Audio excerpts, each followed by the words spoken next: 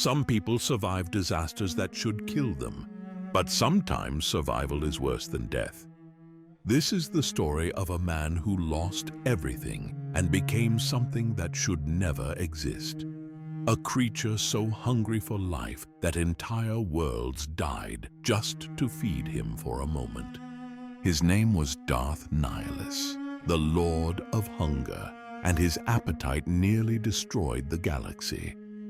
But before he became a monster, he was just another soldier fighting in the Mandalorian Wars around 4,000 years before Luke Skywalker was born.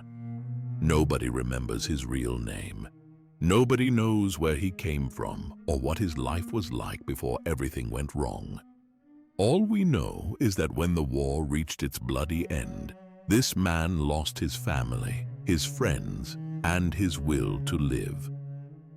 The final battle of the Mandalorian Wars happened on a planet called Malachor 5. Thousands of ships filled the space above this dead world while armies clashed on its surface. The fighting was brutal beyond anything the galaxy had seen. Both sides threw everything they had into this last desperate engagement. Jedi General Mitra Surik commanded the Republic forces that day under Revan's orders. She carried a terrible weapon called the Mass Shadow Generator, a superweapon designed to end the war no matter the cost. When she activated it, the device created gravitational anomalies that crushed almost everything in the star system. Ships fell from orbit like burning rain.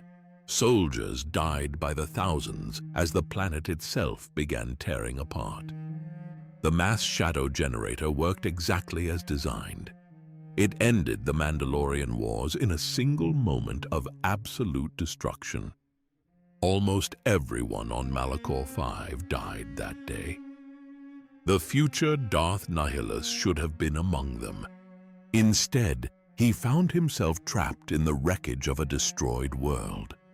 The gravitational distortions from the superweapon had left Malachor 5 broken, but not completely destroyed.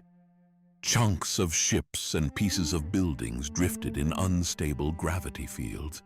The air itself felt wrong, poisoned by dark side energy that leaked from the planet like blood from a wound. The survivor fell deathly ill almost immediately. The extreme forces unleashed by the Mass Shadow Generator had done more than just destroy ships and kill soldiers. They had torn holes in reality itself, creating wounds in the Force that infected everything nearby with malevolent energy. But the physical sickness was nothing compared to the emotional trauma. This man had lost everyone he cared about in minutes. His friends, his family, his entire reason for living had been wiped away by the very weapon meant to save them. The agony of that loss manifested as something much worse than grief. It became hunger. Without realizing what he was doing, the survivor reached out to another person who had somehow lived through the destruction. His desperation and pain instinctively drew on that person's life energy, feeding on their Force presence like a starving animal. The other survivor collapsed and died as their essence flowed into the man who would become Nihilus. For a brief moment, the terrible hunger eased. The agonizing emptiness inside him felt less overwhelming. He could think clearly again, move without collapsing, function despite his injuries. The relief was so intense it felt like salvation.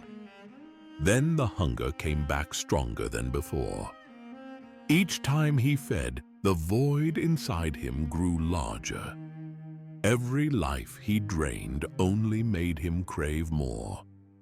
The energy he consumed disappeared into the bottomless pit where his soul used to be, providing temporary relief but no lasting satisfaction.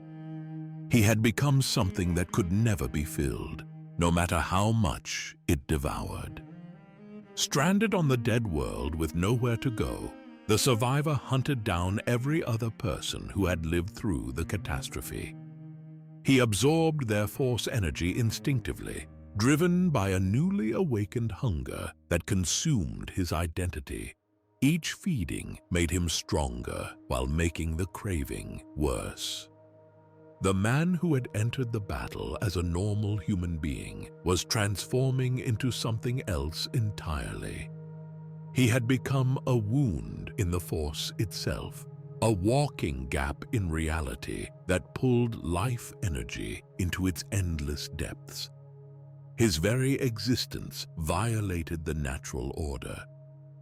Malachor V became his prison and his feeding ground. The planet's surface was littered with the bodies of those who had died in the mass shadow generator's blast, but a few had survived the initial destruction only to encounter something worse. One by one, they fell to the survivor's uncontrollable hunger until he was the only living thing left on the entire world. But he wasn't really living anymore. The Force no longer flowed through him the way it did through normal beings. Instead, it drained into him like water disappearing down a hole. He had become a nexus of emptiness, a point where life energy went to die. The transformation was complete, but the suffering had only begun.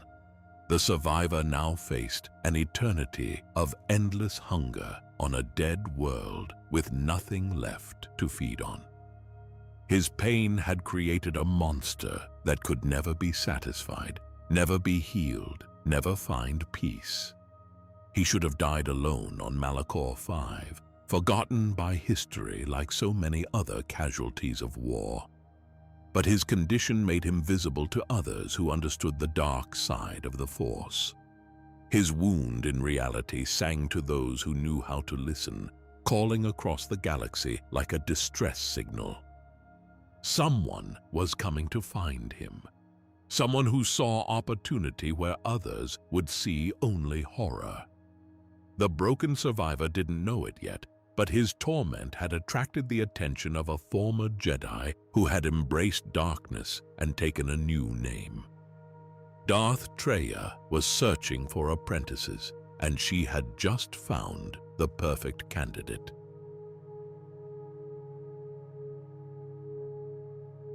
Sometimes the person who finds you in your darkest moment is the last person who should. Sometimes rescue is just another kind of trap. The broken survivor on Malachor V thought he was alone forever. He was wrong. A former Jedi named Kreia had been watching the galaxy's wounds, searching for power that others feared to touch. She had already fallen to the dark side and taken the name Darth Treya. Where other Force users sensed only death and emptiness from Malachor V, Treya felt opportunity. The disturbance emanating from the ruined planet called to her like a beacon. This wasn't ordinary destruction. Something had torn a hole in reality itself, creating a wound in the Force that defied everything the Jedi taught about life and death. Treya knew she had to investigate. When she found the survivor, he was barely recognizable as human. Days spent on Malachor V, feeding on what little life remained, had left him gaunt and hollow. His eyes burned with desperate hunger, while his body wasted away from the very power keeping him alive. He was a walking contradiction, sustained by consuming others, yet slowly dying from his own appetite. Treya didn't recoil from what she saw. Instead, she smiled. She explained to the broken man that his condition wasn't random suffering. The Force itself was fueling his craving for life energy. The mass shadow generator hadn't just killed his body and soul. It had transformed him into something the galaxy had never seen before, a being that could drain the Force from others and use it to sustain himself. Most people would have seen this as a curse to be cured. Treya saw it as a weapon to be sharpened. Her offer was simple and terrible. she would teach him to control his hunger instead of being controlled by it. Under her guidance, he could learn to feed on Force energy at will. He could, with enough power, potentially drain entire worlds, consuming the life of thousands or millions at a time to satisfy the emptiness inside him. The survivor had nothing left to lose. His old life was gone, his humanity was fading, and the hunger never stopped. Treya's promise offered the only hope he had seen since the disaster. He accepted her offer of apprenticeship and followed her deeper into Malachor V's ruins. Hidden beneath the planet's shattered surface was the Treyus Academy, a secret school where Treya taught the ways of the dark side. The ancient Sith had built this place as a temple to their philosophy, but Treya had claimed it for her own purposes. Here, in chambers carved from living rock and powered by dark side energy, she would forge new Sith lords from the galaxy's broken souls. The survivor wasn't her only student. Another apprentice trained alongside him, a man named Sion, who had found his own path to darkness. Where the hungry survivor had been broken by loss, Sion had been broken by pain. His body was held together by sheer hatred, refusing to die no matter how much damage it sustained. Treya's two students couldn't have been more different. Sion focused on raw pain and resilience, learning to channel suffering into strength. The other apprentice studied consumption and hunger, mastering the art of draining life from others. Both paths led to the same destination, but by completely different roads. Under Treya's guidance, the nameless survivor began to understand what he had become. The hunger wasn't a flaw to be endured, but a gift to be embraced. He learned to reach out with the Force and pull life energy from living beings around him. Plants withered at his touch. Animals fled his presence. Even other Force users felt weaker when he was near. The training was brutal and transformative. Day by day, the man shed what remained of his original identity. The person he had been before Malachor V disappeared completely, replaced by something new and terrible. When the transformation was complete, he was given a name that reflected his nature. Darth Nihilus, the Dark Lord of Nothing. His rebirth marked the completion of Treya's grand design. She now commanded two powerful Sith lords, each representing a different aspect of the dark side's destructive potential. Together, the three of them formed what would become known as the Sith Triumvirate, an alliance dedicated primarily to eradicating the Jedi and consolidating Sith control. Treya ruled as the master, the philosopher whose wisdom guided their actions. Nihilus became the Lord of Hunger, his endless appetite transforming him into a living weapon of mass destruction.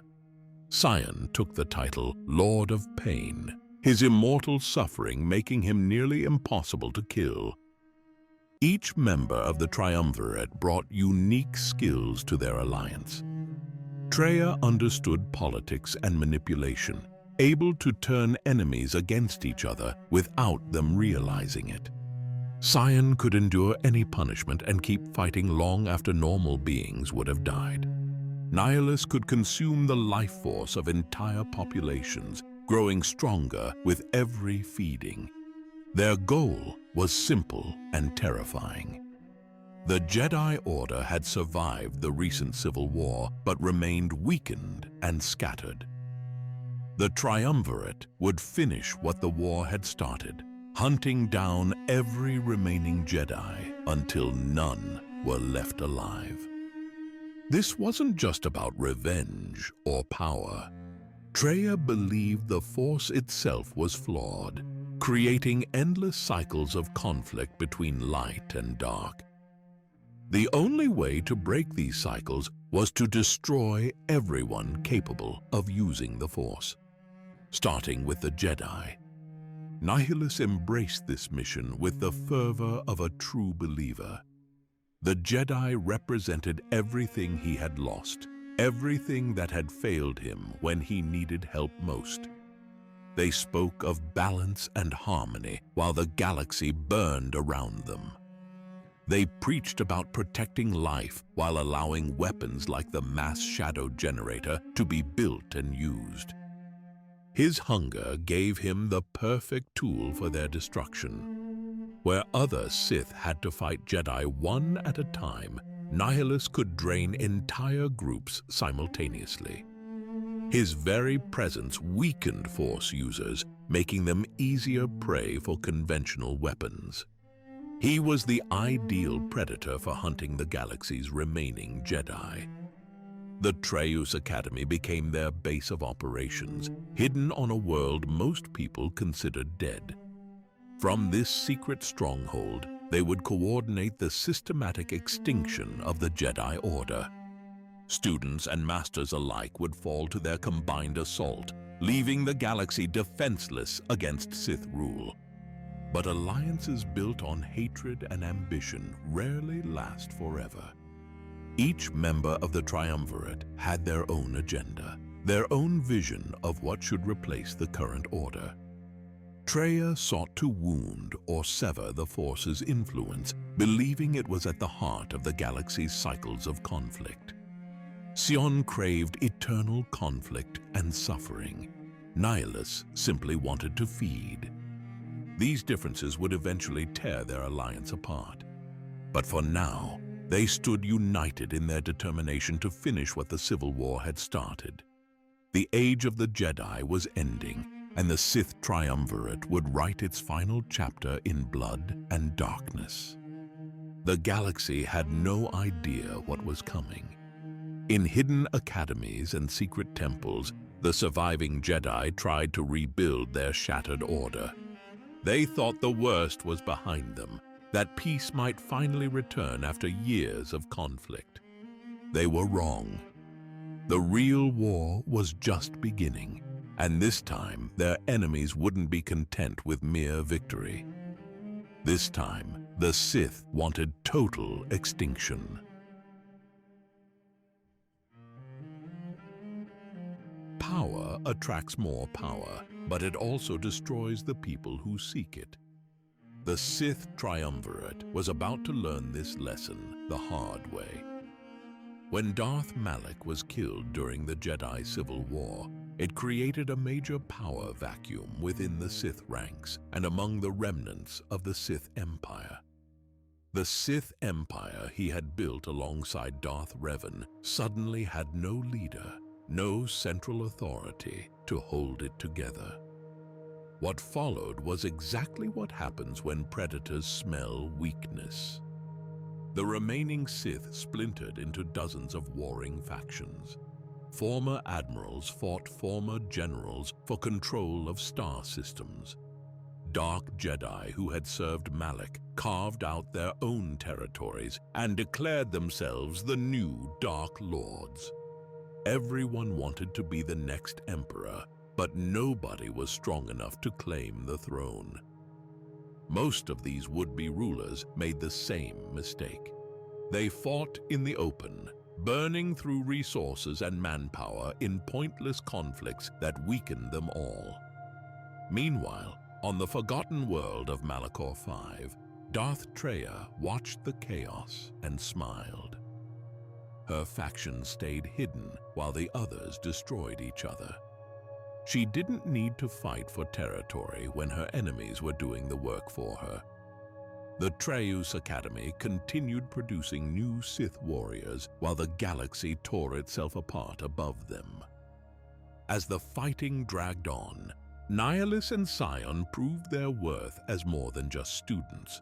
They rose to the rank of full Sith Lords, earning titles that reflected their unique abilities.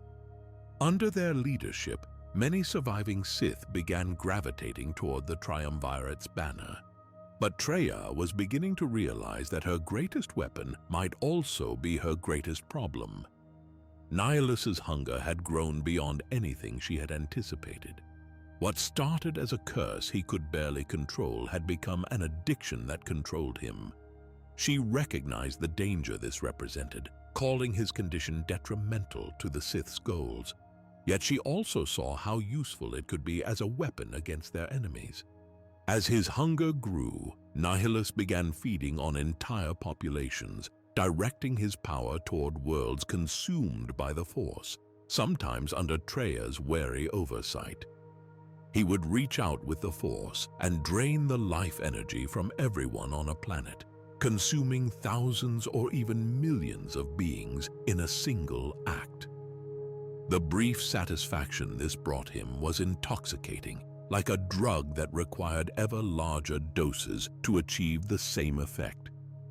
Each time he surrendered to his hunger, his power surged, placing him among the most terrifying dark side entities of the era, feared even among fellow Sith lords. But the cost was becoming impossible to ignore.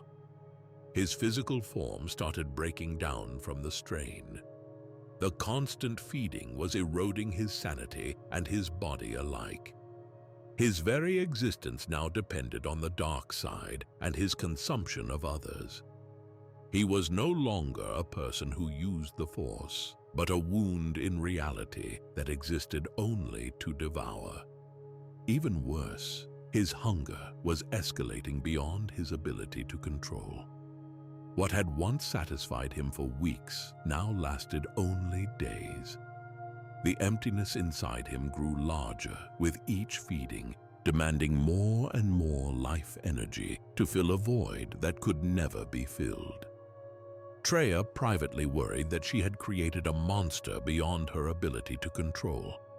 His escalating hunger could eventually threaten the Sith and the galaxy alike if left unchecked. She had wanted a weapon, but weapons weren't supposed to threaten their wielders. The philosophical differences between master and apprentices began growing into something more dangerous. Nihilus and Sion wanted immediate action against the Jedi. Hunt them down, find their hiding places, and destroy them all through direct assault. It was a simple plan that appealed to their nature. Traya favored a more subtle approach. She wanted to break the Jedi slowly, using manipulation and deception to turn them against each other. Let them destroy themselves from within, while the Sith remained hidden. It was a patient strategy that could take decades to complete. The disagreement might have remained academic if Nihilus hadn't been growing stronger every day. His power in the Force was starting to exceed even Traya's own abilities. Combined with his ever-intensifying hunger, this made him increasingly difficult to control. Sion sided with Nihilus in these debates, creating a 2-against-1 dynamic that strained their alliance. The Lord of Pain and the Lord of Hunger shared a belief that their master was holding them back from achieving their full potential. They wanted action, not patience. Nearly 5 years after the end of the Jedi Civil War, the tension within the Triumvirate had become unbearable. Nihilus and Sion no longer saw Traya as an indispensable guide, but as an obstacle to their absolute war on the Jedi. The student-teacher relationship that had once defined their alliance was breaking down. Nihilus had grown beyond Traya's teachings, consumed more by his hunger than controlled by it. Sion had mastered the art of channeling pain into power. Both felt ready to pursue their own vision of what the Sith should become. Traya could sense the betrayal coming, but found herself in an impossible position. She had made Nihilus too powerful to control easily. His hunger had grown beyond her ability to direct it. The weapon she had forged was turning against its creator. The galaxy remained unaware of this brewing conflict. Most people didn't even know the Sith Triumvirate existed. They were too busy dealing with the aftermath of the Civil War, trying to rebuild their lives and their worlds. The Jedi Order was still scattered and weak, focused on healing rather than hunting their enemies. But in the depths of Malachor V, three of the most dangerous beings in galactic history were preparing for a confrontation that would reshape the balance of power. The triumvirate that had seemed so strong was about to tear itself apart from within. Nihilus's hunger was no longer just a personal affliction. It had become a force of nature that threatened to consume everything around it, including his own allies. The man who had once been broken by loss was about to break everything else in his pursuit of satisfaction that would never come. The age of the Sith triumvirate was approaching its end, but the age of Darth Nihilus was just beginning. And when the Lord of Hunger finally broke free from his master's control, the galaxy would learn what true terror looked like. The betrayal was coming.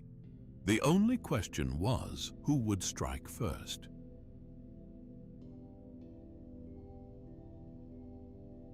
The student who surpasses their teacher faces a choice: show gratitude or show their true nature. Darth Nihilus and Darth Sion chose violence. Around this time, the tension within the Sith triumvirate finally exploded into open conflict. Nihilus and Sion had grown tired of following Treya's cautious strategies. They wanted immediate action against the Jedi, and their master was standing in their way. The confrontation happened in the worst possible place for Treya.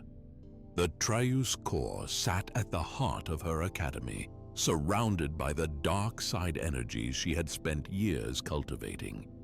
This should have been her stronghold, the place where her power was absolute. Instead, it became the scene of her downfall. Nihilus and Sion caught their master completely off guard. She had sensed their growing resentment, but underestimated how far they were willing to go. The woman who had taught them everything about betrayal forgot the most important lesson. Never trust anyone who has nothing left to lose. The attack was swift and brutal. Nihilus struck first, blasting Treya with raw force energy that hurled her against the chamber's stone walls. The impact should have killed a normal person, but Treya was far from normal. She had survived this long by being stronger and smarter than her enemies. But she wasn't facing enemies this time. She was facing the monsters she had created. While Treya struggled to recover from Nihilus's assault, Sion moved in for close combat.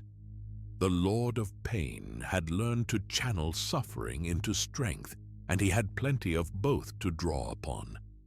His fists and feet struck with the force of someone who could no longer feel physical damage.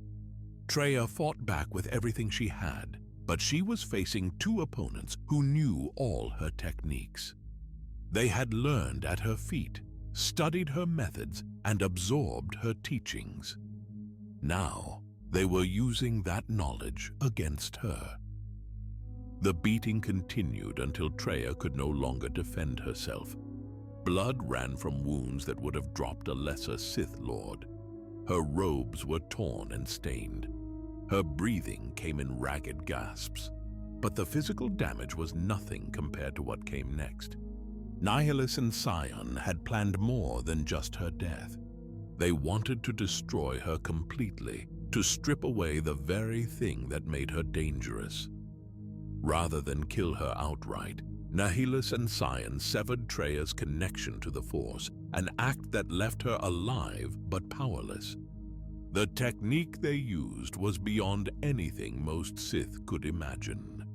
It required perfect coordination between two powerful dark side users, each contributing their unique abilities to the ritual. Nihilus used his hunger to sap Treya's force energy, while Sion channeled his pain into raw destructive power. Slowly, methodically, they severed Treya's tie to the Force. The energy that had flowed through her for decades simply stopped. The connection that defined her existence was cut like a rope under a blade. In moments, she went from being one of the most powerful Sith in the galaxy to being utterly powerless. The experience was agony beyond description. Losing the Force was like losing a limb, except the limb was your soul. Traya had built her entire identity around her mastery of dark side energies. Now that foundation was gone, leaving her hollow and broken. But Nihilus and Sion weren't finished. Having stripped away her power, they cast her out of the academy she had built. The woman who had once ruled the Sith triumvirate was exiled from her own stronghold, forced to wander the galaxy as a powerless refugee. Traya reverted to her old name of Kreia and disappeared into the shadows. Most people assumed she had died from her injuries or taken her own life in despair. They had no idea she was planning her revenge against the students who had betrayed her. With their master gone, Nihilus and Sion claimed leadership of the remaining Sith forces, but their victory came with an unexpected cost.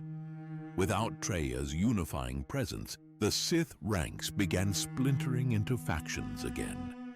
Different groups followed different leaders, each claiming to represent the true path of the dark side. Nihilus didn't care about political unity. By this point, his condition had progressed far beyond anything Traya had anticipated. The constant feeding and dark side corruption had destroyed his body's ability to sustain itself. His flesh was failing, consumed by the very energies that gave him power.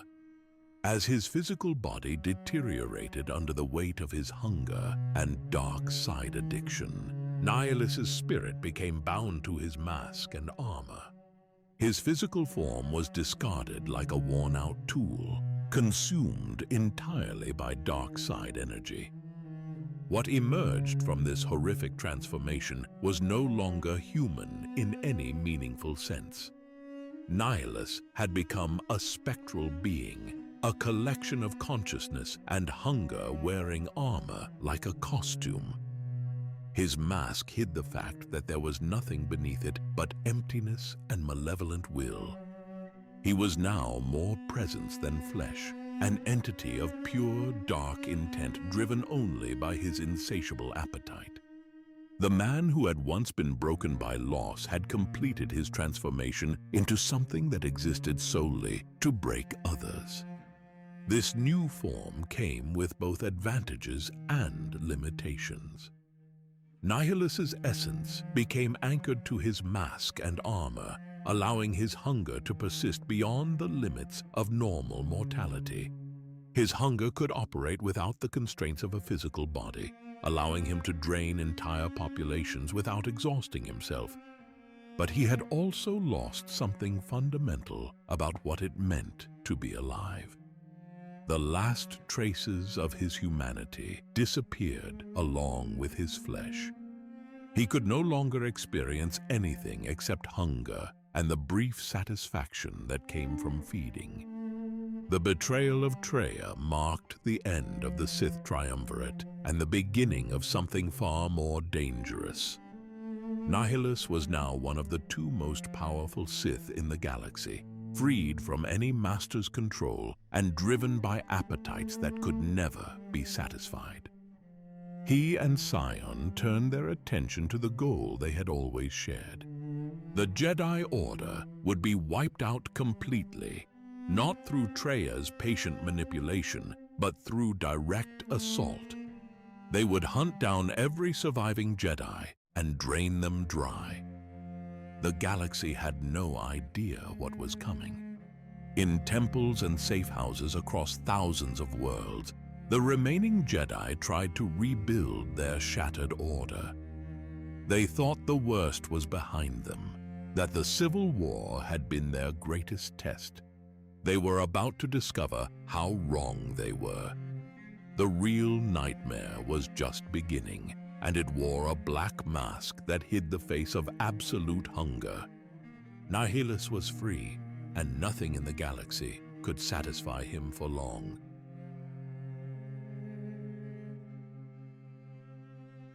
When predators hunt in packs, the prey never stands a chance. The Jedi Order was about to become extinct, and they didn't even know they were being hunted.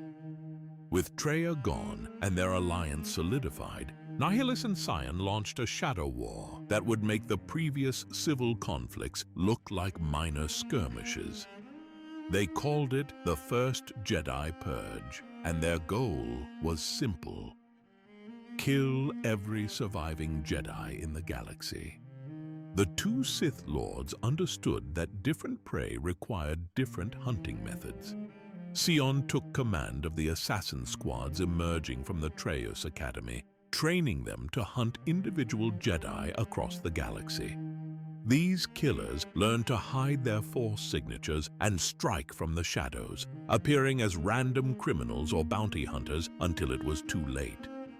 Meanwhile, Nihilus chose a more direct approach that matched his nature perfectly. The wreckage floating around Malachor 5 had been sitting there for years, trapped by the gravitational anomalies left behind by the mass shadow generator. Most people saw it as a graveyard of twisted metal and broken dreams.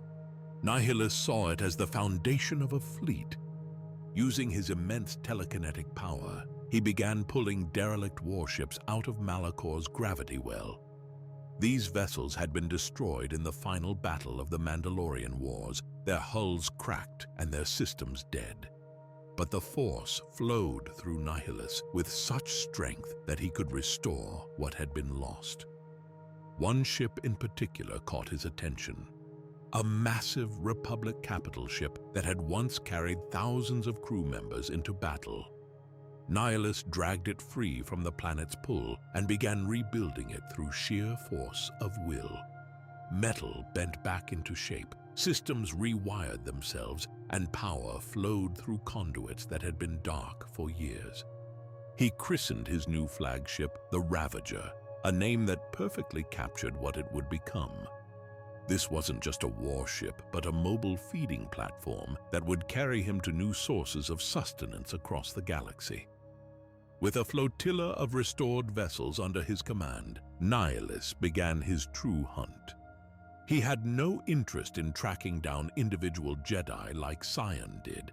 That was too slow, too limited, too small for his appetites. Instead, he searched for entire planets rich in Force energy. The Outer Rim and unknown regions became his hunting grounds. Whenever his supernatural senses detected a significant concentration of life or Force power, the Ravager would emerge from hyperspace like a harbinger of doom. What followed was always the same. Nihilus would reach out with his hunger and cleanse the planet of all Force-sensitive life. Every living thing touched by the Force would die screaming as their energy flowed into the emptiness that had replaced his soul. Plants withered, animals collapsed, and sentient beings fell to the ground as their life force was torn away. The feeding frenzies were horrible to witness, but impossible for Nihilus to resist. Each time he drained a world, his power increased exponentially. But so did his craving for more. The temporary satisfaction never lasted long enough, driving him to seek out larger and richer sources of energy. The crew of the Ravager paid a terrible price for serving such a master.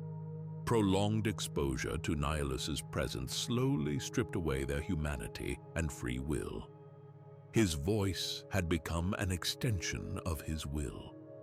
An unintelligible, haunting speech that could instill fear, dominate minds, and even kill through its raw power.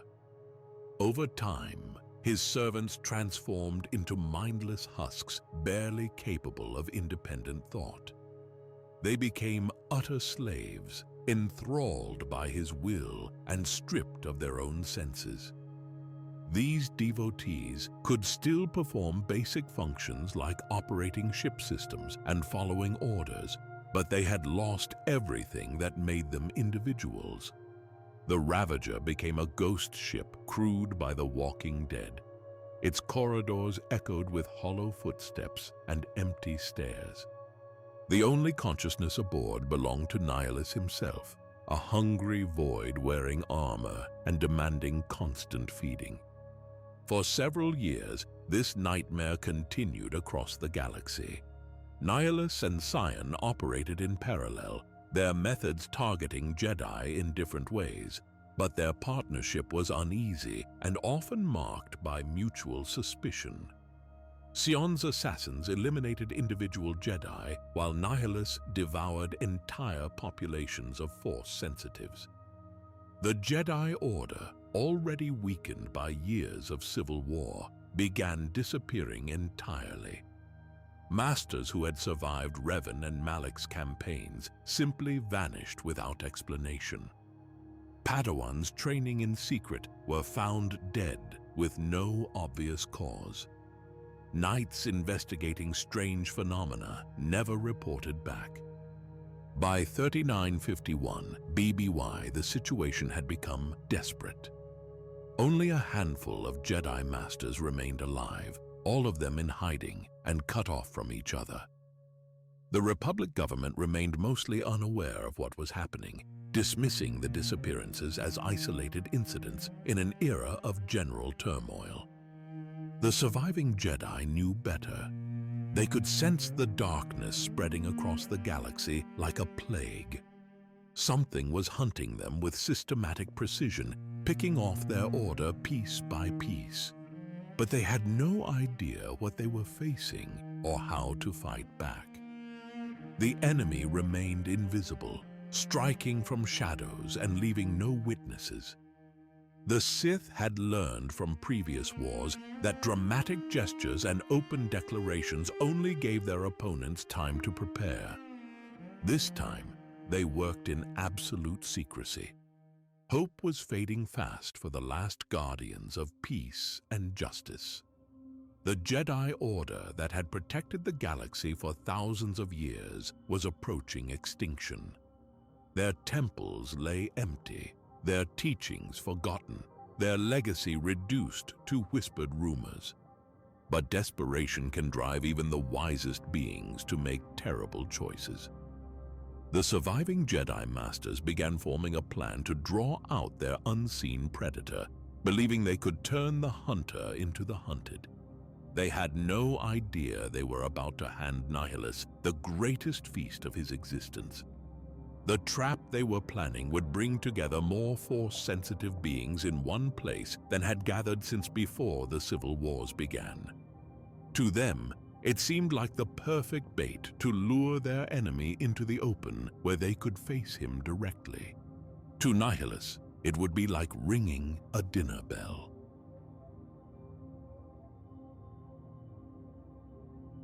Sometimes the bait catches the fisherman instead of the fish.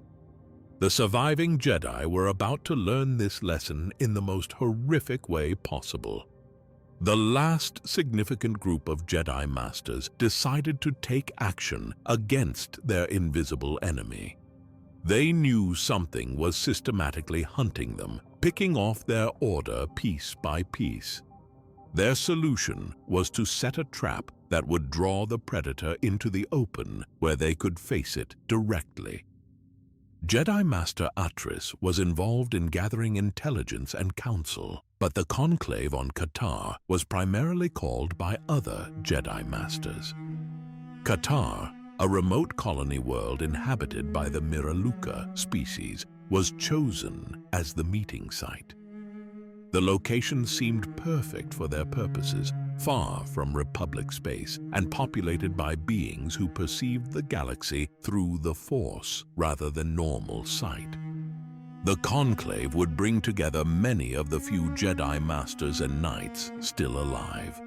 Masters Jar Lestin, Dorak, and Vandar Tokare agreed to attend, veterans of the Civil Wars who had survived everything the galaxy had thrown at them. It would be the largest gathering of Jedi since before the purges began.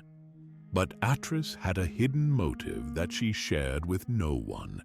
She deliberately leaked word of the meeting's location, hoping to lure the Sith predator she had sensed out into the open. In her mind, it was the perfect trap.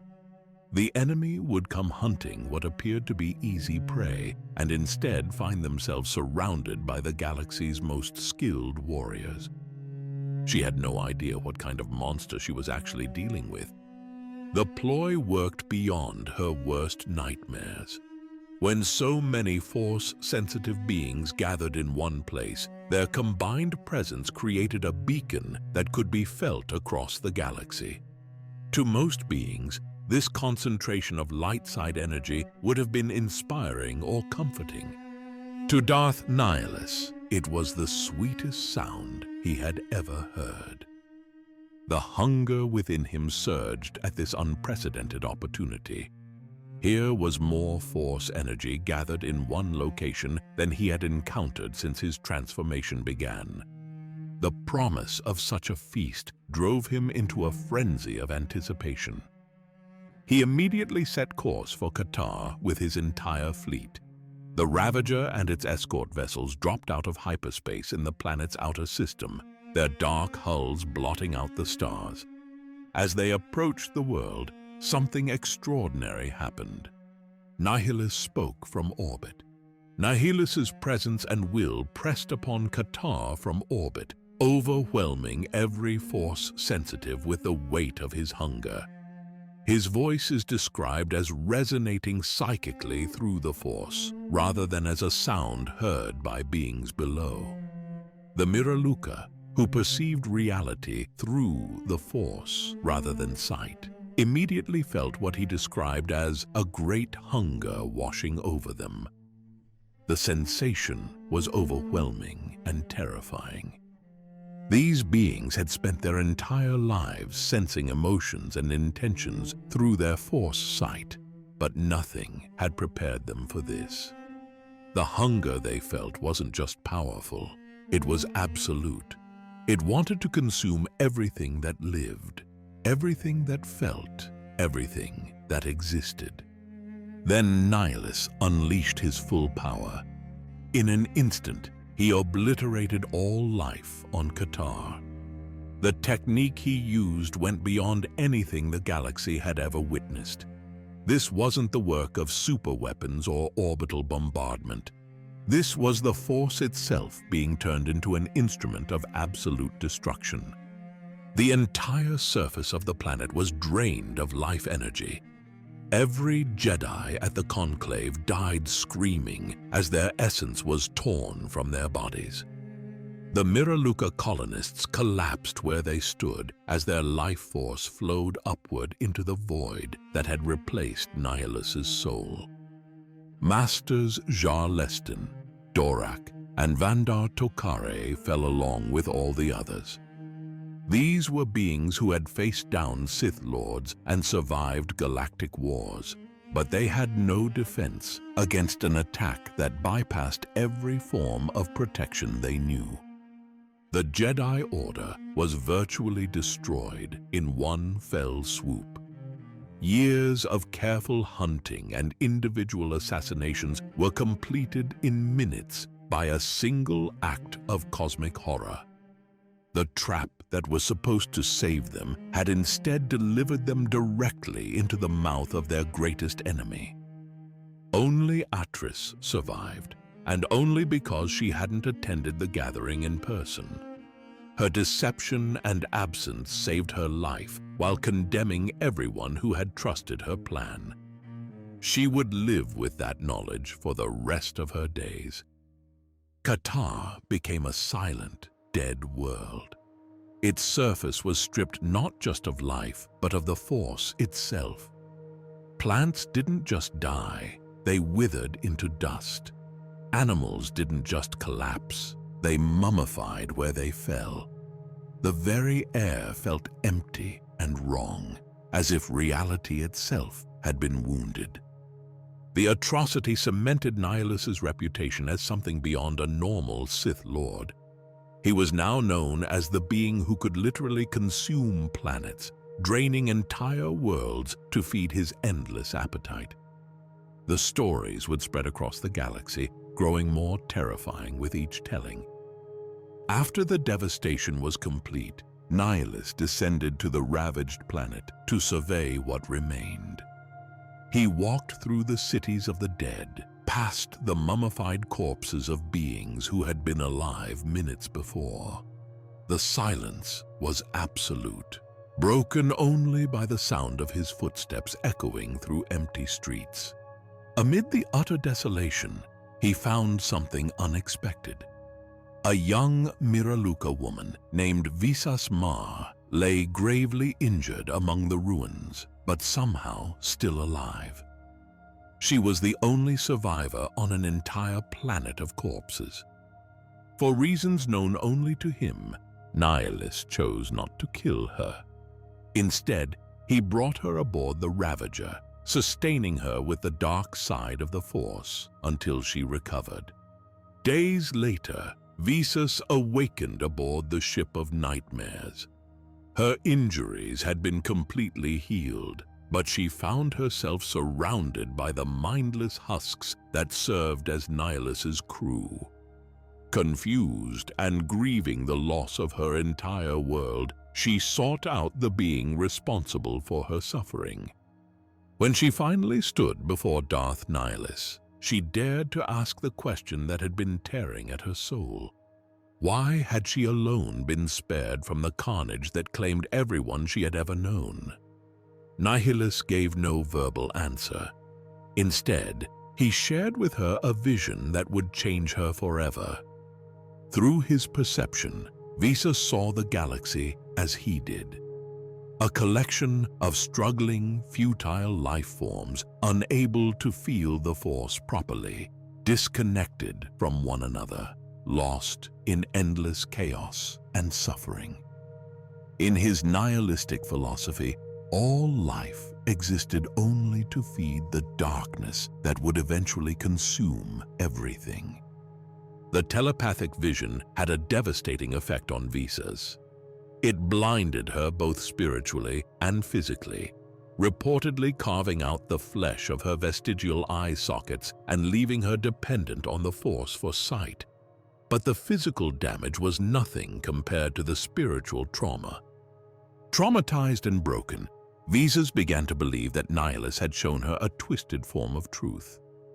Perhaps only through his destruction of all life could order finally be imposed on the chaos of existence. Perhaps the suffering would end only when there was nothing left to suffer. In her despair, she submitted herself to Nihilus and offered to serve him. The Dark Lord accepted her as his pupil, giving her the title Shadow Hand. She would be his apprentice agent, acting on his behalf across the galaxy while remaining connected to him through the Force. Visas remained telepathically connected to Nihilus through the Force, a bond more reflective of domination than mutual loyalty. This mystical connection tied their fates together in ways that made both of them stronger. They could sense each other across any distance and potentially affect one another through their shared link. The bond also created a vulnerability that neither of them fully understood. Harming one could weaken the other, creating a potential weapon for anyone clever enough to exploit it. But for now, Nihilus saw only the advantages the connection offered. Visas became his loyal instrument, sharing in his dark purpose while serving as his eyes and ears across the galaxy. The last survivor of Qatar had become the willing servant of its destroyer, completing a corruption that began with the death of an entire world. The Lord of Hunger had claimed his greatest victory, but he had also created the instrument of his future downfall.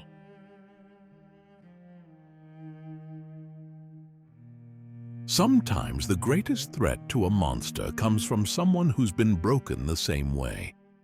The galaxy was about to rediscover hope in the most unlikely place. Roughly 4 years after the destruction of Qatar, the galaxy seemed utterly cleansed of Jedi.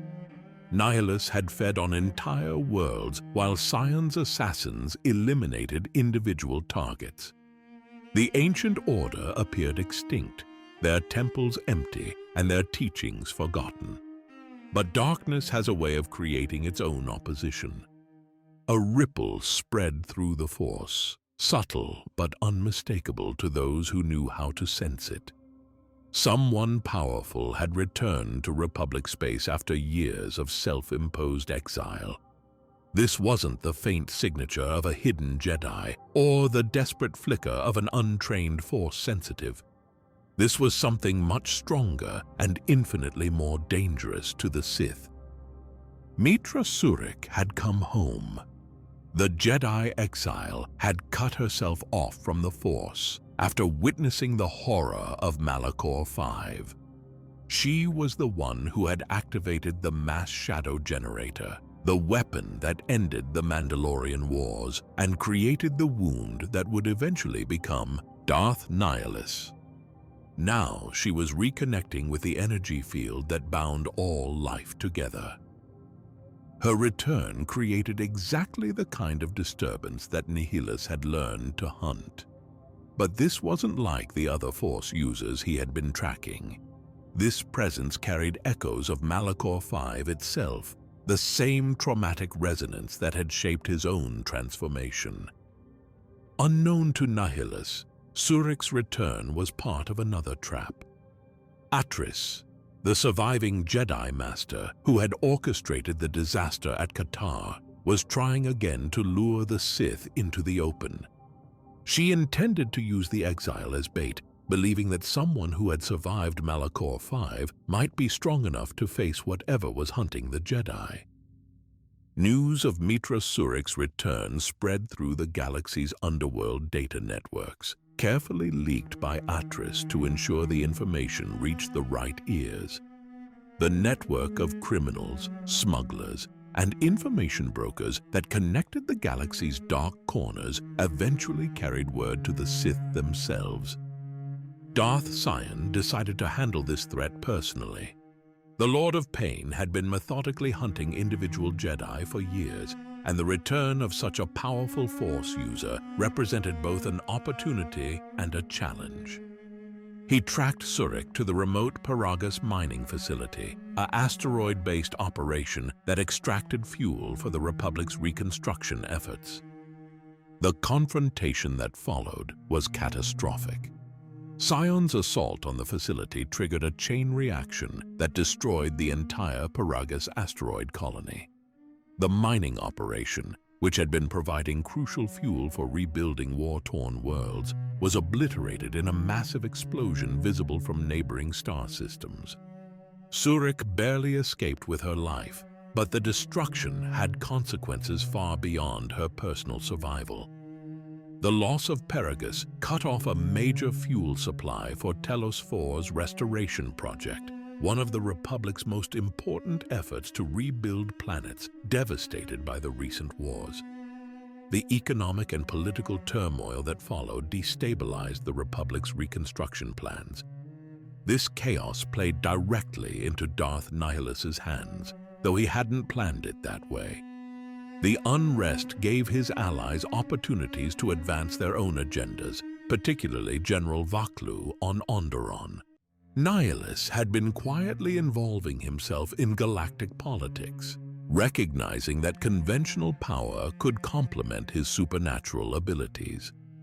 He formed a secret alliance with General Vaklu, the leader of an Onderonian separatist faction that wanted to overthrow Queen Talia and secede from the Republic.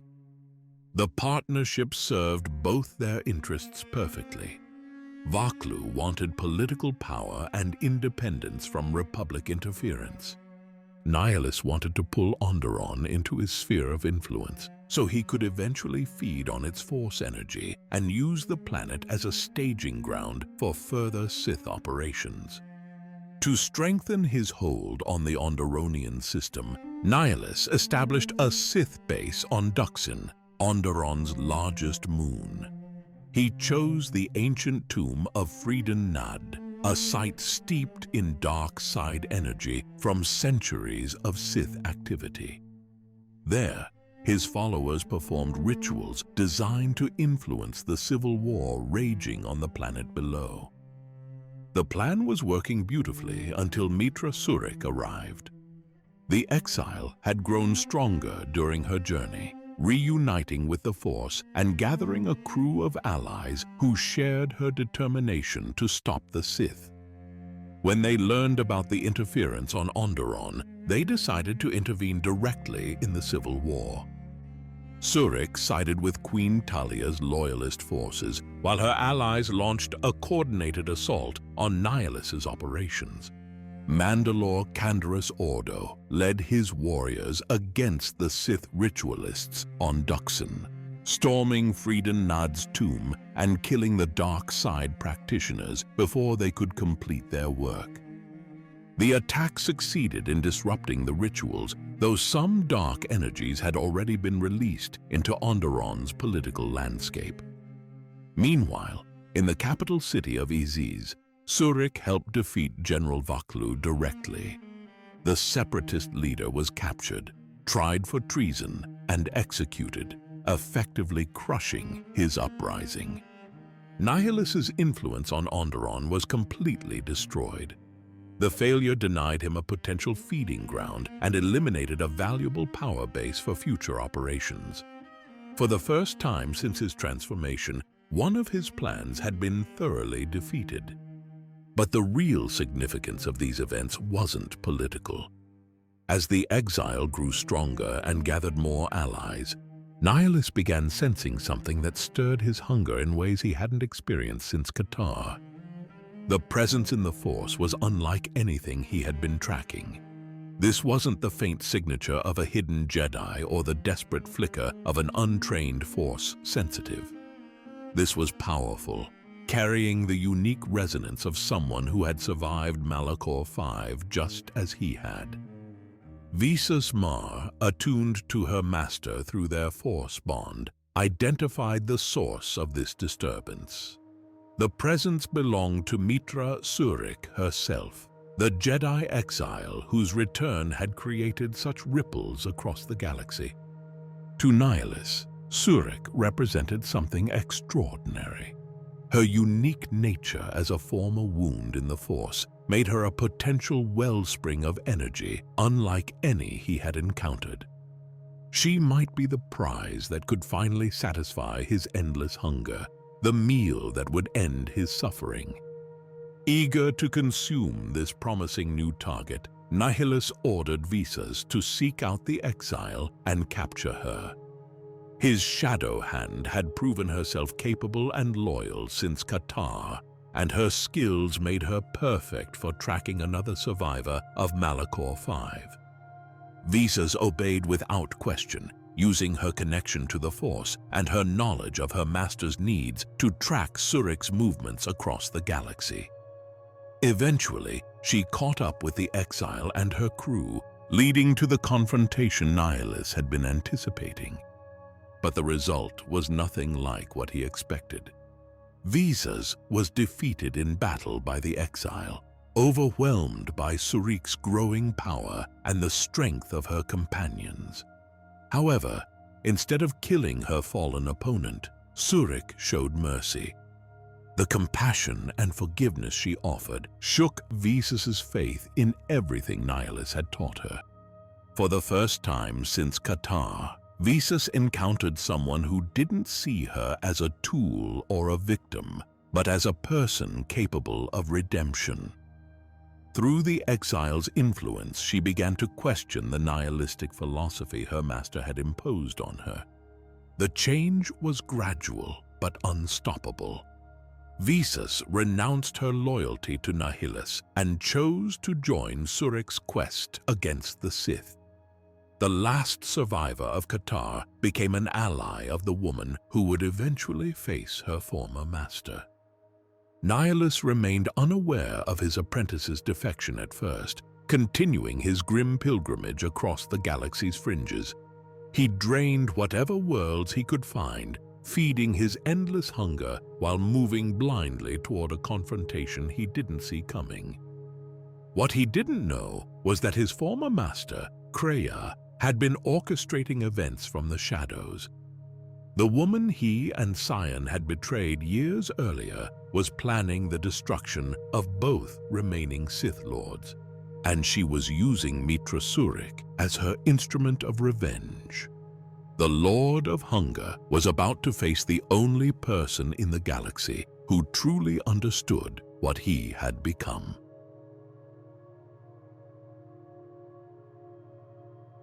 The deadliest traps are the ones that offer exactly what you want most. Darth Nihilus was about to walk straight into his own destruction. While Nihilus continued his rampage across the galaxy, a patient enemy was preparing his downfall. Kreia, the former Darth Traya who had been cast out by her own apprentices, had spent years orchestrating a complex revenge. She had been subtly guiding Meetra Surik as a mentor, but that was only part of her plan. Now she was ready to eliminate both Nihilus and Sion as part of her endgame. Kreia understood her former apprentice better than anyone else alive. She knew that Nihilus was completely enslaved to his hunger, unable to resist the promise of a large feeding. This weakness would become the foundation of her trap. She needed someone to deliver the bait, and she found the perfect unwitting agent in Colonel Tobin of Onderon. This man had served under General Vaklu during the failed separatist uprising, watching his cause crumble when Meetra Surik intervened. Now he was bitter, angry, and desperate for revenge against both Telos and the Republic. Kreia manipulated Tobin into believing he could strike back at his enemies. She convinced him that a hidden Jedi Academy on Telos 4 was not only alive and well, but actually teeming with Jedi and Force adepts. According to her story, this secret facility was training new Jedi to replace those lost in the recent purges. The information was completely false. In reality, the Academy on Telos was run by Atris and held no true Jedi except herself. It was mostly a repository of ancient artifacts and Jedi knowledge, not a training ground for new warriors. But Tobin believed the lie because he wanted to believe it. Seeking revenge against Telos and the Republic, Tobin agreed to carry this intelligence directly to Darth Nihilus. He approached the Lord of Hunger with news of the richest target imaginable. A Jedi Academy brimming with Force-rich prey, just waiting to be harvested. The response was exactly what Kreia had anticipated. Upon hearing about a Jedi Academy on Telos filled with potential victims, Nihilus could not resist. The prospect of devouring so many Force users at once was too enticing for his hunger to ignore. Here was the feast he had been dreaming of since Qatar, possibly large enough to finally satisfy the emptiness inside him. He immediately set course for Telos 4 aboard the Ravager, gathering what remained of his fleet for the assault.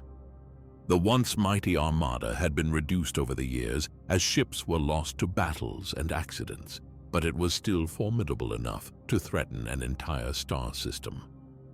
As the Sith fleet approached Telos, Nihilus was confident and ravenous. He could almost taste the Force energy he was about to consume, imagining the satisfaction of draining an entire academy of Jedi. This would be his greatest triumph, the moment when his endless craving would finally be quenched. He had no idea he was flying directly into an ambush. When Nihilus's fleet emerged from hyperspace at Telos 4, they found the Republic Navy lying in wait. Through Kreia's careful manipulations, both the Republic and the Mandalorians had been warned of his approach. Admiral Karth Onasi commanded a force of Republic capital ships, while Mandalore Kandaros Ordo led his warriors in preparation for the coming battle. The combined fleet launched an immediate counterattack as soon as the Sith ships appeared. What Nihilus had expected to be an easy feeding became a desperate battle for survival. The Battle of Telos IV erupted across multiple fronts simultaneously. In space, Republic fighters engaged Sith vessels, while Mandalorian boarding craft attempted to disable enemy ships from within. On the surface, Nihilus's forces assaulted Citadel Station, the massive orbital platform that served as Telos's primary spaceport and administrative center.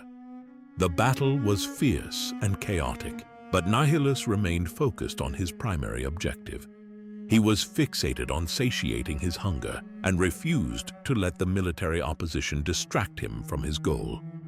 Even as his ships took heavy damage from Republic fire, he began the process that had destroyed entire worlds. Nihilus reached out with the Force to drain Telos IV itself. His supernatural senses extended across the planet's surface, seeking out every living being and preparing to consume their life energy. The technique that had obliterated Qatar began to take effect on another world, but something was wrong.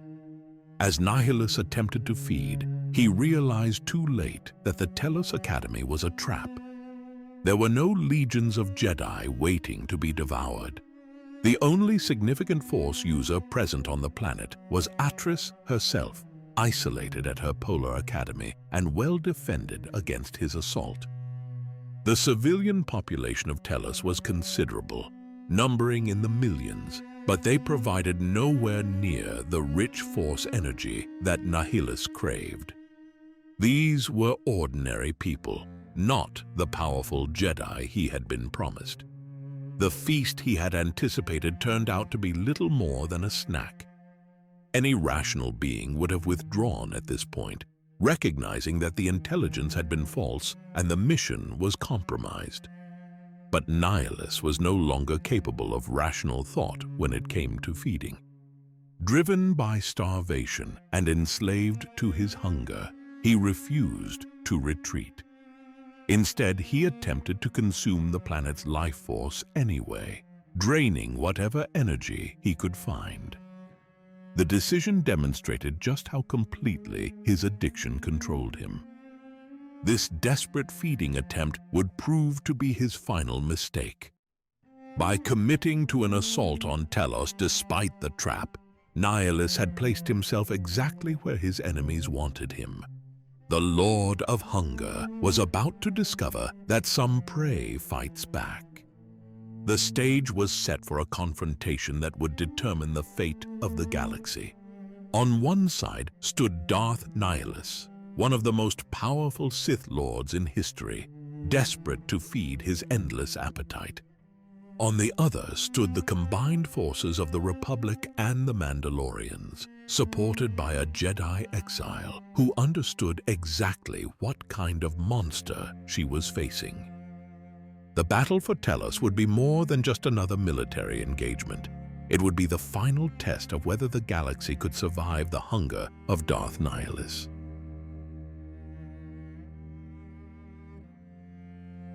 The most dangerous monsters are defeated by the very thing that made them powerful.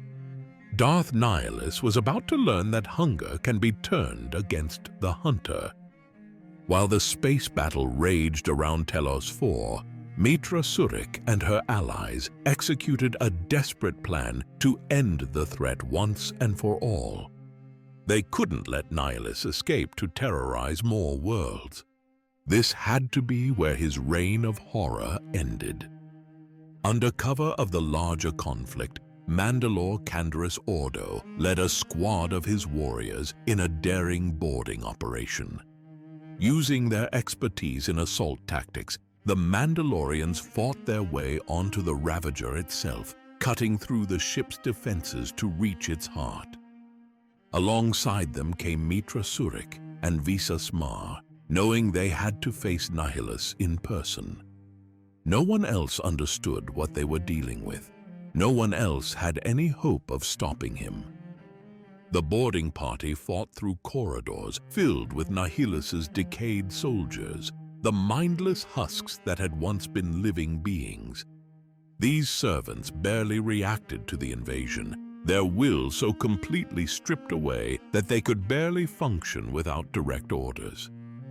As they advanced through the ship, the strike team planted proton charges at key structural points throughout the Ravager. If their mission succeeded, they wanted to ensure that Nihilus's flagship would never threaten anyone again. The journey to the bridge felt like walking through a tomb. The ship itself seemed wrong somehow, infected by years of exposure to its master's hunger. The very air felt thin and empty, as if life itself had been drained from the vessel. Finally, they reached the Ravager's command center, where Darth Nihilus waited for them. The Dark Lord appeared as a figure of pure menace, his black armor and mask hiding whatever remained of his original form. He was met by 3 opponents who represented everything he had tried to destroy. His servant Visas, the Jedi Exile Mitra, and the Mandalorian leader who had defied him on Onderon. Before anyone could draw a weapon, Nihilus attempted to end the confrontation immediately. He reached out with his signature power, trying to drain Mitra Surik's force energy the same way he had obliterated the Jedi on Qatar. The technique that had destroyed entire populations met something it had never encountered before. Mitra's unique condition as a former wound in the Force meant she was empty in a way that Nihilus could not consume. Her connection to the Force had been severed and rebuilt, creating something fundamentally different from normal Force users. She was like a void herself, immune to his hunger. The feeding attempt failed completely. Nihilus gained nothing from his assault while weakening himself through the failed effort. For the first time since his transformation, his greatest weapon had been turned against him. Frustrated and now somewhat drained, Nihilus ignited his crimson lightsaber. If he couldn't devour his enemies, he would destroy them the old-fashioned way. The duel that followed was unlike anything the galaxy had witnessed. Even in his diminished state, Nihilus remained an immensely powerful adversary. He wielded the Force like a weapon, hurling Mitra and Mandalore around the bridge while striking with lightning-fast lightsaber attacks. His fighting style was terrifying to witness.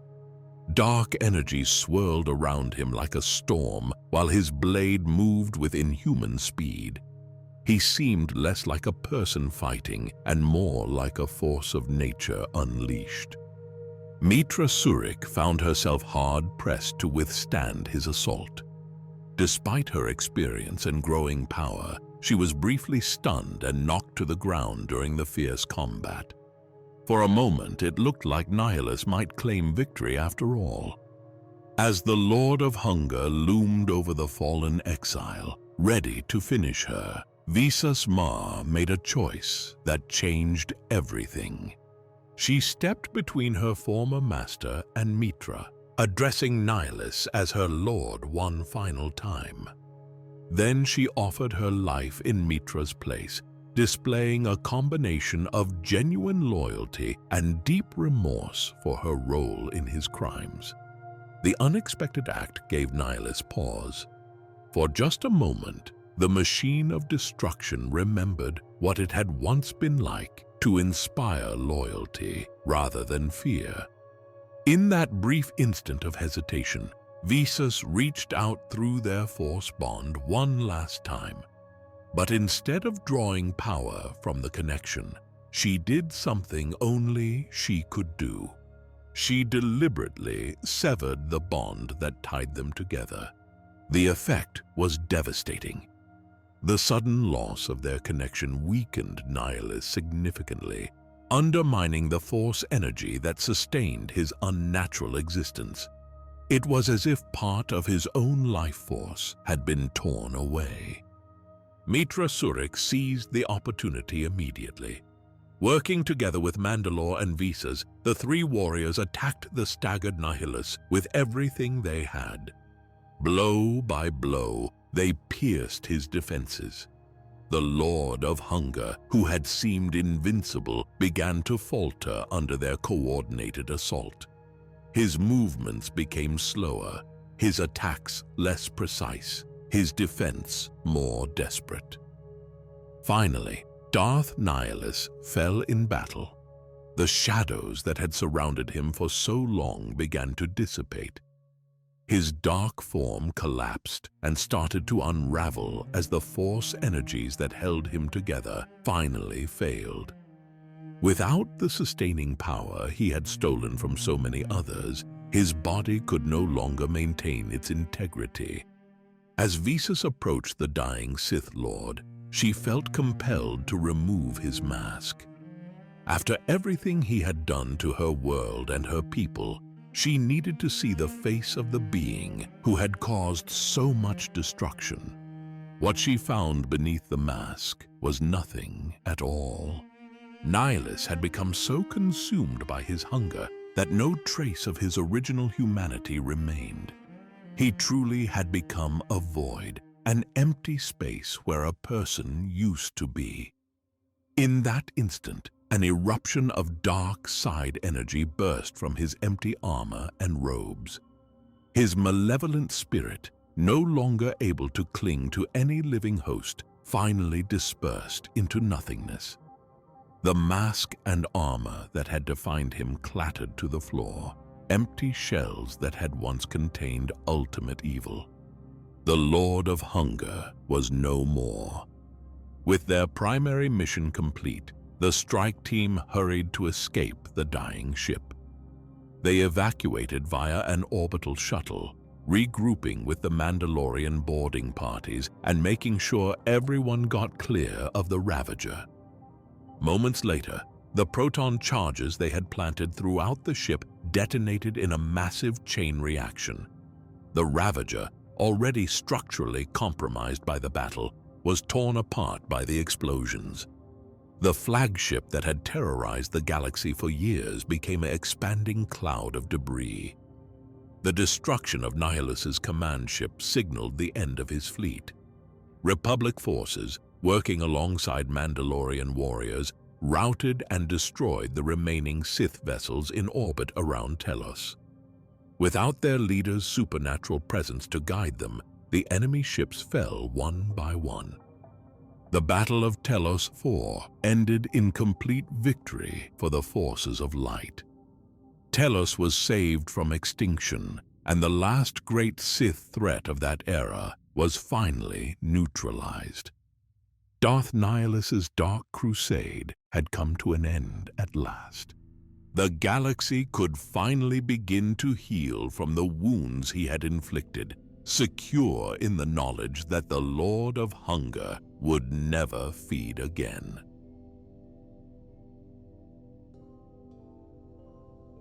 Death wasn't the end for Darth Nihilus, because sometimes the most dangerous monsters refuse to stay buried. When the Lord of Hunger fell aboard the Ravager, his physical body disintegrated completely, but his black armor and mask remained intact, still crackling with dark energy even after his spirit had been dispersed. The artifacts that had contained his essence for so long couldn't simply be left floating in space. The victors recovered Nihilus's remains and faced a difficult decision. These weren't ordinary relics, but vessels that had once housed one of the most dangerous beings in galactic history. Ancient Sith tradition and practical safety concerns demanded special handling. It is unknown what became of Nihilus's armor following his death. Some legends claim his presence lingered at dark side nexuses like Korriban, but there is no canonical account of his mask or armor being taken there. Suspended between life and death, the Lord of Hunger became a malevolent presence that could sometimes be felt by those sensitive to the Force. Sith rituals could even contact him, though what remained was more echo than entity. With Nihilus gone, the Sith triumvirate was finally broken. But Mitra Surik wasn't finished with her mission. She traveled directly from Telos to Malachor V, where everything had begun decades earlier. At the Trius Academy, she confronted both remaining members of the triumvirate. Darth Sion, the Lord of Pain, had sustained his existence through hatred and suffering for so long that death would have been a mercy. Surik convinced him to let go of his unnatural life, allowing the tormented Sith Lord to finally rest.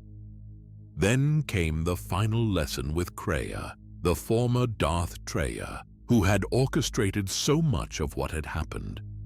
Their climactic duel brought about the collapse of the entire Trius Academy, burying the last stronghold of the triumvirate beneath tons of rubble.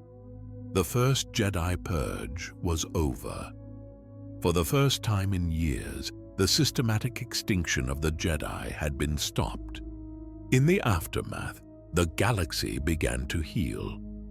The Jedi Order slowly rebuilt itself from the few survivors and the companions Mitra Surik had gathered during her journey.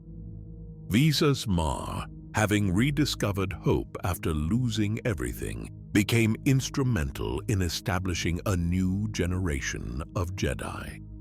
She helped pass on what she had learned and preserved the memory of what had transpired. The former shadow hand of Darth Nihilus became one of the architects of the Order's rebirth, proof that even the deepest darkness could be overcome. The Republic, though weakened by years of conflict, entered a period of recovery and relative stability. But the dark side was never truly extinguished. At least one Sith Lord survived in the shadows, quietly ruling while the galaxy rebuilt itself. Centuries later, this hidden presence would help spawn a reborn Sith Empire that waged the Great Galactic War against the Republic. Nihilus's legacy of Sith darkness continued, though in forms he never could have anticipated. During his reign of terror, Nihilus had created a Sith holocron, a cube-like device containing his knowledge and will. This artifact survived long after his death, eventually surfacing on Tatooine during the Cold War era. A crime lord named Diago Hixon acquired the holocron and hid it in a cave called the Light Spring. When a Sith agent named Vaveron Zer tried to claim it for the resurgent Sith Empire, believing it could let her commune with Nihilus's spirit, the resulting conflict drew in Republic forces. Both Hixon and Zer died in the ensuing battle, and a Jedi Knight took custody of the holocron to keep it from falling into the wrong hands. The incident showed how coveted Nihilus's dark knowledge remained, even 3 centuries after his death. As the years passed, the true story of Darth Nihilus began to fade into legend. By the time of the Galactic Empire, multiple conflicting accounts of his death existed. Some claimed that Brianna the Handmaiden struck the final blow. Others said Visas Mar killed her former master. A few even suggested that Nihilus had killed Visas instead. These contradictory stories reflected how the actual events had become obscured in history. What remained consistent in every telling was his ability to consume life itself, the power that made him the most feared Sith of his era. His physical artifacts continued to appear throughout galactic history. During the Imperial era, his mask was tracked to a derelict ship on the remote world of Volek. Rival groups of adventurers, Sith cultists and pirates fought over the relic before a team of spacers finally claimed it. The enduring appeal of Nihilus's artifacts showed how his dark legend continued to fascinate people across the centuries. Even replicas of his distinctive mask and robes became popular among those drawn to Sith mystique, a macabre fashion statement for later generations. Millennia after his death, Darth Nihilus, founder of the One Sith, discovered Nihilus's holocron on Korriban. Nihilus was dying from alien Vong growths consuming his body and hoped the ancient Sith Lord's knowledge might hold the key to immortality. The holocron activated and projected Nihilus's image, but the Lord of Hunger spoke only in his bizarre, deathly language that no one present could understand. In the end, the ancient holocrons judged Nihilus unworthy of their secrets. Nihilus's only contribution was his silent, haunting presence, still speaking in curses from the distant past. The story of Darth Nihilus stands as one of the most chilling tales in galactic history. From his origins as a broken survivor of Malachor V to his transformation into a cosmic horror that nearly consumed the galaxy, his journey represents the dark side at its most destructive. He embodied hunger without restraint, eventually becoming ruled by the very appetite that gave him power. His craving for Force energy led to the obliteration of entire populations, earning him a place among history's most feared Sith Lords. In legend and whispered stories, Nihilus endures as the Lord of Hunger who could literally drain the life from planets. His existence serves as a warning about the dark side's consuming nature and what happens when power is pursued without wisdom or restraint. The galaxy survived Darth Nihilus, but it never forgot him. His story remains a dark myth that reminds future generations of the terrible potential that lurks in the shadows of the Force, waiting for the desperate and the broken to give it form once again.